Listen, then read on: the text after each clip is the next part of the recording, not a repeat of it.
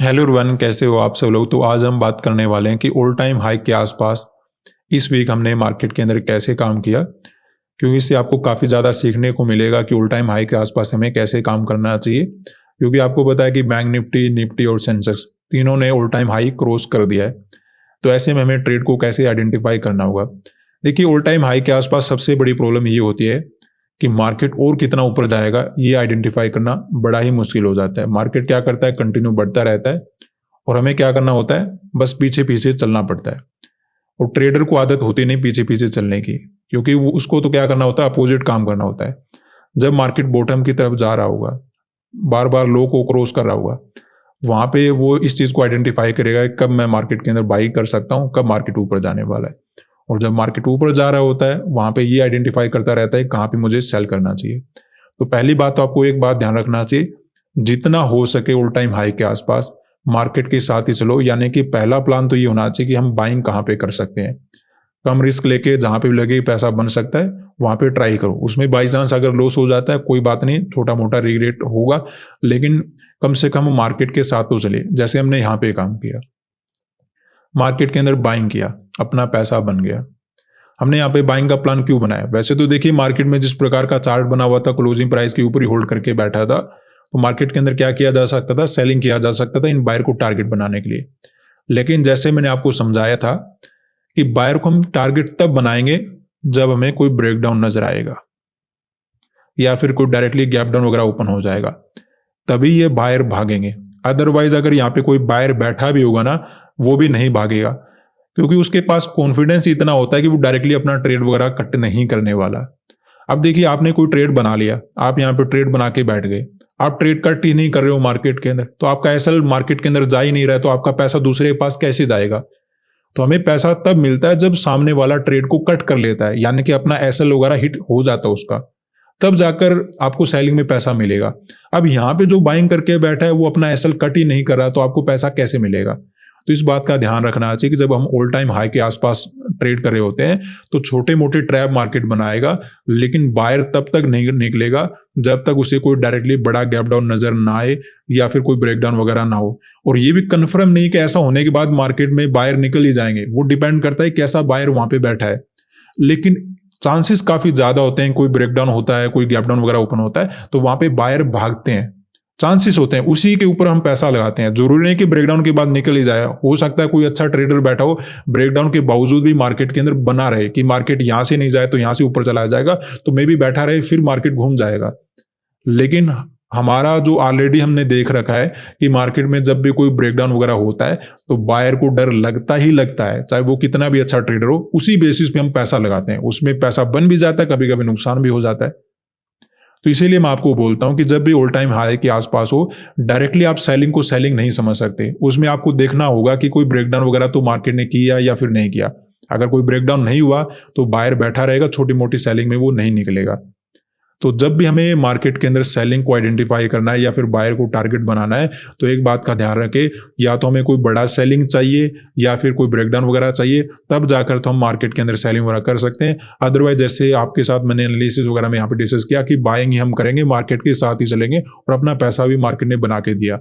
यहाँ पर भी हमने सेम ही प्लान बनाया था। देखिए, एग्जैक्टली क्लोजिंग प्राइस का सपोर्ट लेकर बैठा था, फिर भी हम बाय कर रहे थे। अब देखिए, रेगुलर मार्केट होता ना, फिर हम ऐसा काम नहीं करते, फिर हम वहां पे सेलिंग करते, थोड़ा बहुत पॉजिटिव मोमेंटम आने के बाद सेलिंग का प्लान बनाते, ब्रेकडाउन वगैरह के लिए प्लान बनाते।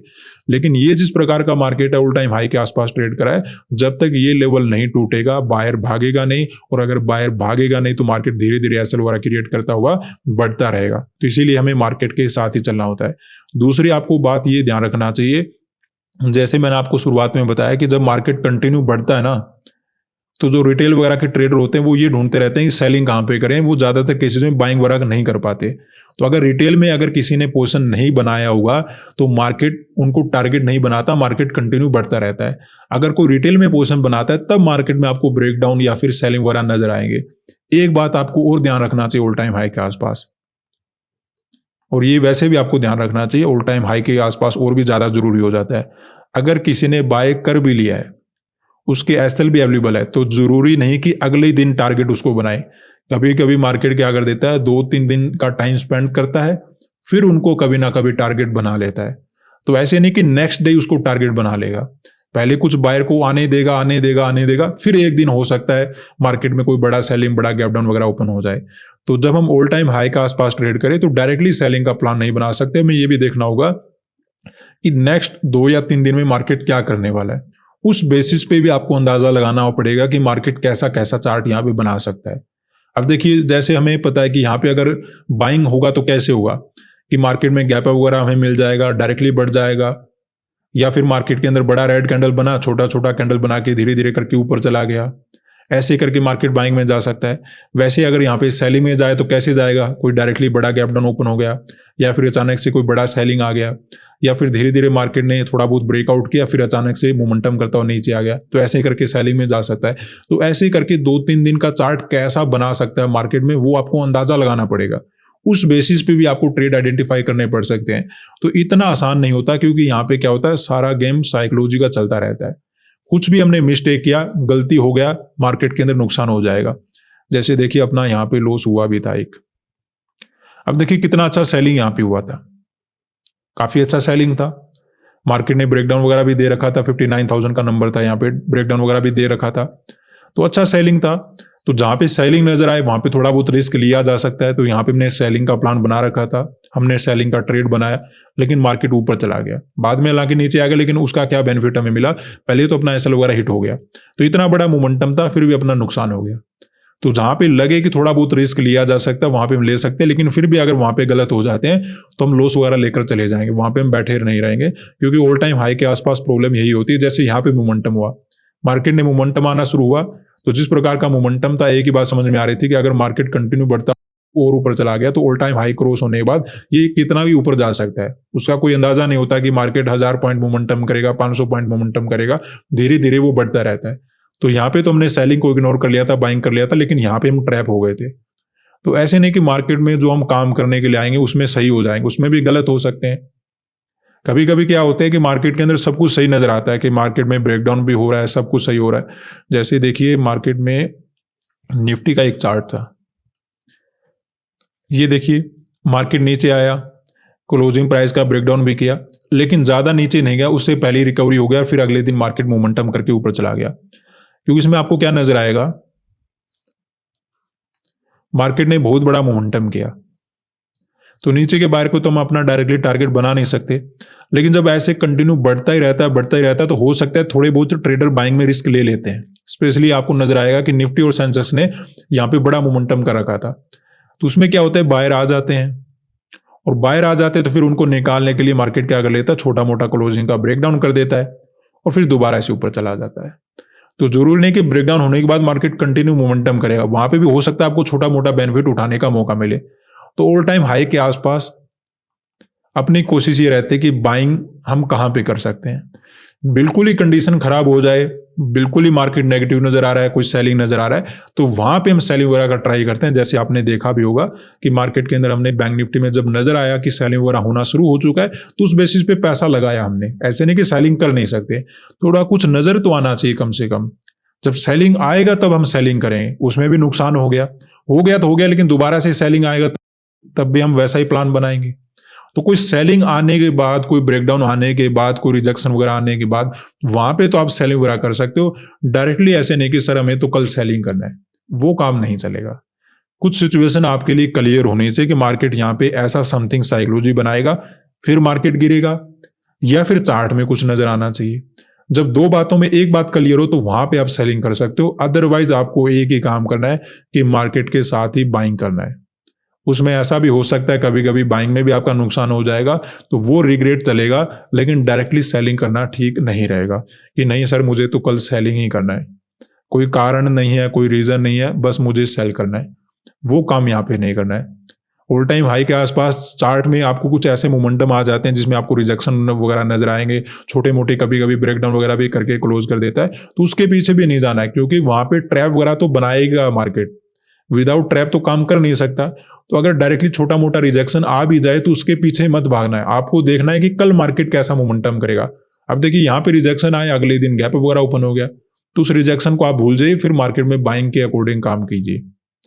ठीक है, तो छोटे मोटे रिजेक्शन को, छोटे मोटे ब्रेकआउट फेलियर को, उसमें आपको कंसिडर नहीं करना है कि मार्केट गिर ही जाएगा।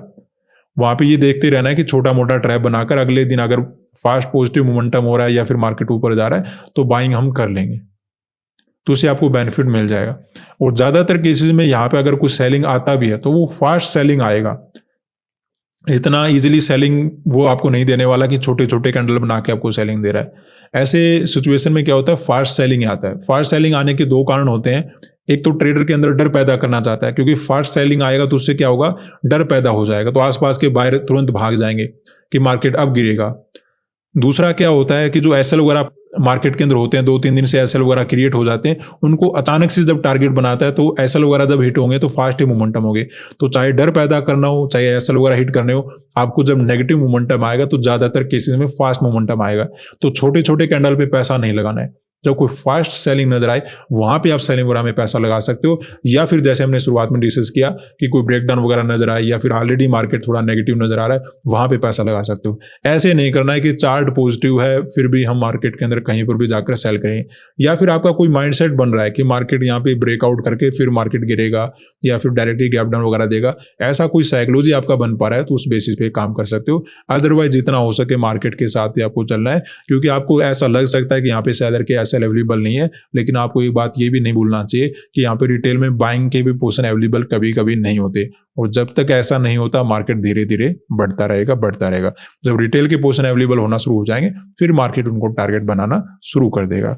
तो ये हमारे लिए आज का सेशन था।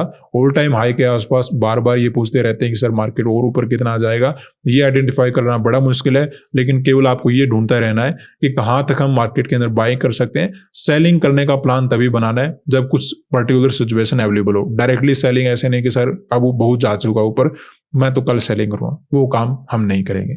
आज के लिए इतना ही, धन्यवाद।